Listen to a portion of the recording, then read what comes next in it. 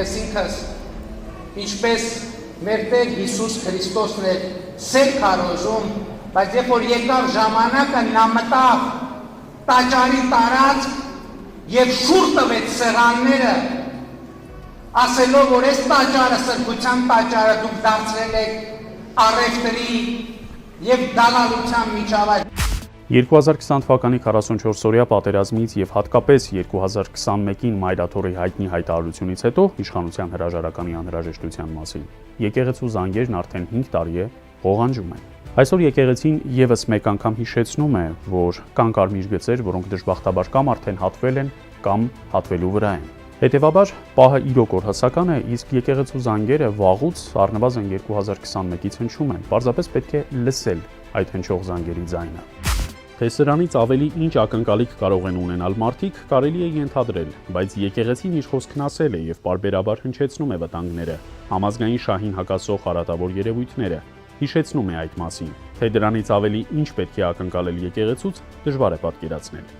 Վերջին շրջանում պարբերաբար դաշտ է նետվում այն խոսույթը, որ եկեղեցին պետության բացակայության ժամանակ ստանձնել է պետության գործառույթ, դրա համար եկեղեցու եւ եկեղեցականների շրջանում որոշ բարդույթներ են ստեղծվել։ Իրենք պետություն չեն սիրում եւ միշտ ուզում են պետության փոխարեն լինել։ Եվ պետության եւ նրա բացակայության օրերին եկեղեցին առաջնորդվել է բացառապես համազգային շահով։ Եվ այստեղ անհասկանալի է ինչն ենք մենք նժարի վրա դնում։ Եկեղեցին պետության բացակայության ժամանակ դերակատարում է ստանձնել, քանի որ ստիպված է եղել ստանձնելու։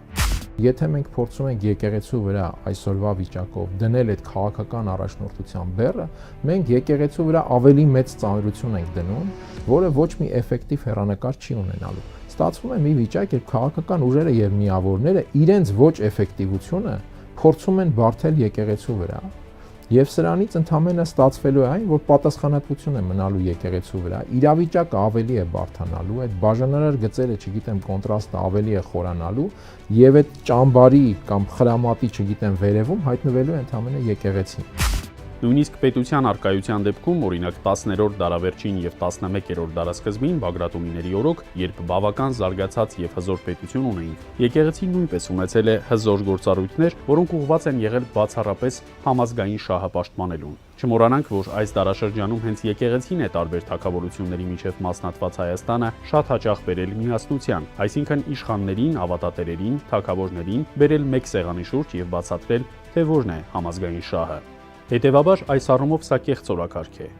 Ներազգային կյանքից ներս եկեղեցին պետության թե արկայության եւ թե բացակայության պայմաններում ունի մեկ հիմնական եւ բացառիկ օրակարգ՝ ազգային համազգային շահը։ Դրանից բացի եկեղեցին երբեք չի կարող ներկայացնել ինչ-որ նկրտումներ իշխանափոխություն անելու, իշխանություն վերցնելու, քաղաքական հեղափոխություն անելու։ Դա եկեղեցու գործառույթը չէ։ Բացի համազգային շահով առաջնորդվելու արձանագրումը կատարելուց, մնացած բոլոր մեկնաբանությունները եւ հնչեցված կեղծ օրակարգերը բացառապես մանիպուլյատիվ բնույթ ունեն։ Ինչ է հասկանում եկեղեցին համազգային շահ ասելով։ Դա առաջին հերթին հայկական քրիստոնեական ինքնությունն է։ Դա դարերով փորձված եւ իր օգտավետությունն ապացուցած երևույթ է։ Եվ երբ մարդիկ կամենում են դրանից փախնել ինչ-ինչ օրակարգեր եւ խոսույթներ արտանետելով միջավայր, դա պարզապես առաջացնում է եւ եկեղեցու եւ հավատացյալ հոտի քննադատությունը։